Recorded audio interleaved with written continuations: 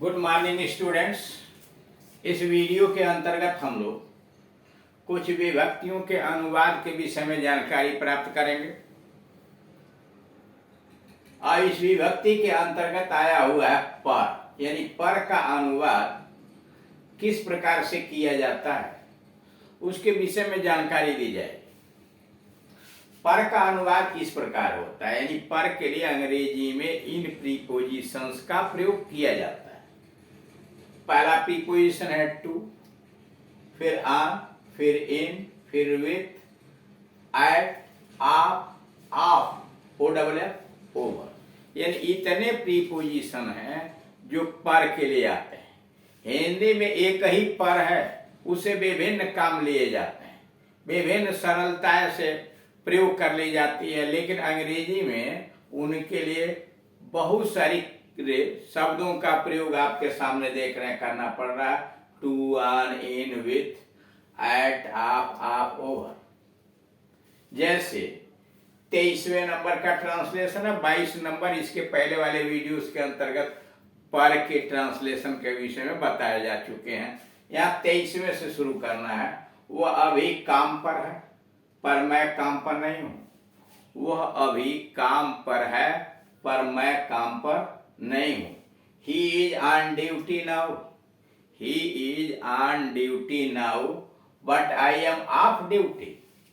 He is on duty now, but I am off duty. 24.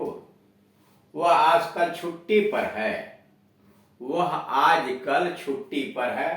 He is on leave these days. यहाँ पर के लिए देख रहे हैं on आया है।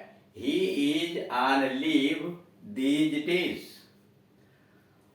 हम लोग चाय पर या चाय पीते समय उस विषय पर बात करें। हम लोग चाय पीते समय या चाय पर उस विषय पर बात करें। Let us discuss, बात करें मतलब बहस करें। Let us discuss the matter over a cup of tea. Let us discuss the matter over a cup of tea. वह घोड़े पर या साइकिल पर चढ़ा। वह घोड़े पर चढ़ा या वह साइकिल पर चढ़ा। He got on the horse.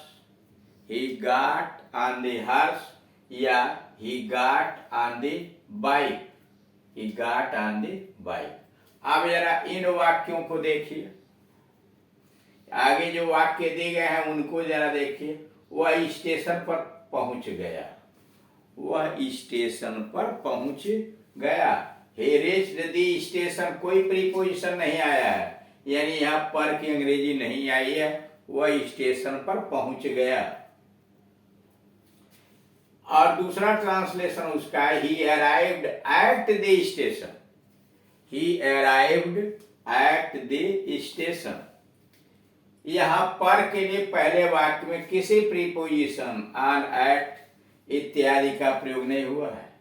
यहाँ पर हिंदी के पर के लिए पहले अनुवाद में अंग्रेजी में कोई शब्द नहीं आया है।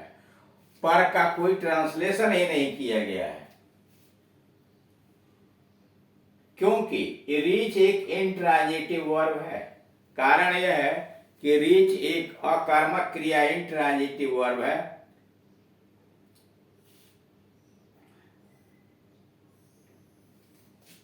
यह है अंग्रेजी भाषा की विशेषता। करा चूंकि रीच इंट्रांजिटिव वर्ब है, इसलिए उसके बाद पर की अंग्रेजी नहीं आई हुई है। यह है अंग्रेजी भाषा की विशेषता और इसलिए कभी कभी कठिनाई भी उत्पन्न हो जाती, अपवाद स्वरूप। अब आइए मे का अनुवाद। हिंदी में मे आता है। हिंदी में मे से बहुत अर्थ का बोध होता है। हिंदी में मे विभिन्न अर्थों को बोध कराने के लिए लगाया जाता है। यह हिंदी की सरलता और विशेषता, यानी एक ही शब्द में से हिंदी में विभिन्न भावों का बोध करा दिया जाता है। यह हिंदी की सरलता और विशेषता है, इसलिए यहाँ इसके अनुवाद पर विचार आवश्यक है। इसलिए मे का अनुवाद कितने प्रकार से किया जाता है, कौन कौन से प्रीपोजिशन लगाए जाते हैं, उस पर विचार आवश्यक है। मे का अनुवाद इन प्रीपोजिशंस के द्वारा होता है। यानी में का अनुवाद इन प्रीपोजिशंस के द्वारा होता है। एट आता है में के लिए, इन आता है, इनटू आता है, विद इन आता है, बिटवीन आता है, एमंग आता है, ऑन आता है, फार आता है, ड्यूरिंग आता है, टू आता है, बाय, अबाउट, ऑफ और इन्फिनिटिव भी आता है। कारण में के लिए इतने सारे प्रीपोजिशन लगाए जाते हैं। At, in, into, within, between, among, on, for, during, to, by, about, of, infinitive. इन वाक्यों को जरा देखिए, कह रहा जरा अब इन वाक्यों पर ध्यान दीजिए, यानी इन वाक्यों को देखिए। वह गोपालगंज में रहता है, वह गोपालगंज में रहता है। he lives, वह रहता है, कहाँ रहता है? At Gopalganj, he lives at Gopalganj. वह स्कूल में है, पर मैं कॉलेज में। वह स्कूल में है, पर मैं कॉलेज में हूँ। ही is at school, he is at school but I am in college. He is at school but I am in college.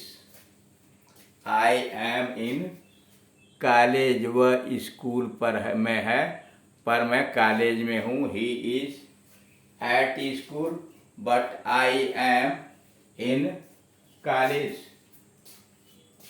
Number 3, वह अपने ऑफिस में है, वह अपने ऑफिस में है। He is at his office, he is at his office, वह अपने ऑफिस में है।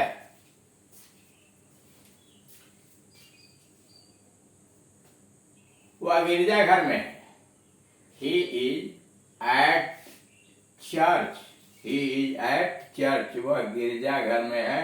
He is at church. वो परीक्षा में शामिल हुआ। He appeared at the examination, वह परीक्षा में शामिल हुआ। He appeared at the examination।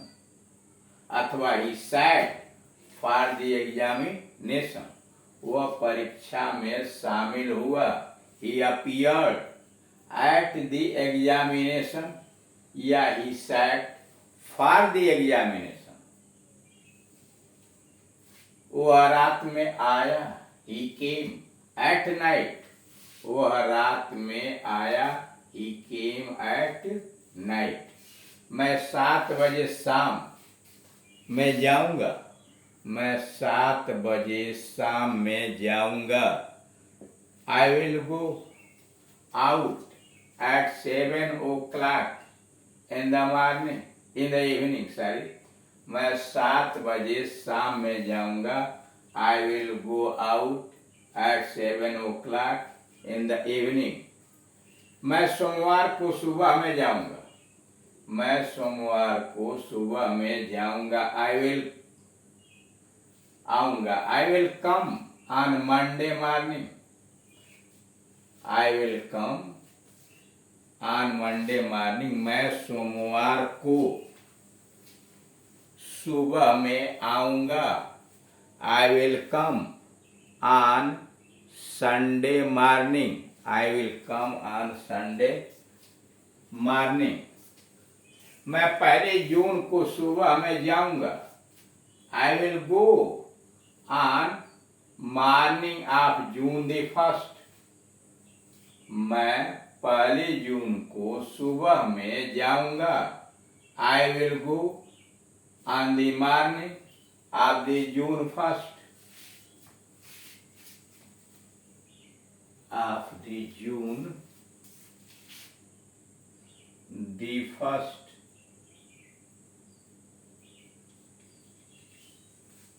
वह मुंबई में रहता है। He lives in Mumbai। वह मुंबई में रहता है, he lives in मुंबई। उसने 1990 ईस्वी में परीक्षा पास की। उसने 1990 ईस्वी में परीक्षा पास की। He passed the examination in 1990। उसने 1990 में परीक्षा पास की। He passed the examination in 1990। मैं एक सप्ताह में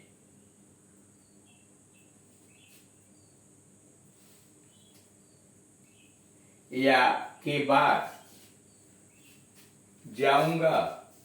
मैं एक सप्ताह के बाद जाऊंगा।